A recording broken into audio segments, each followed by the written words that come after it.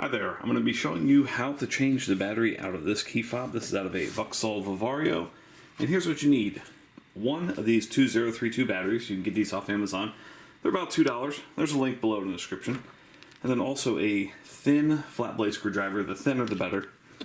And on this specific fob, this piece is going to be coming up. So what you want to do is take your thin screwdriver or knife or tweezers or something like that and just pry right here. And this is going to give you a little resistance. So just be prepared. Alright.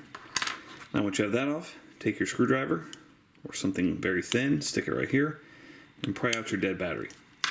Old battery comes out. The new battery goes in this side first, positive side facing up, and just make sure it seats under those two tabs.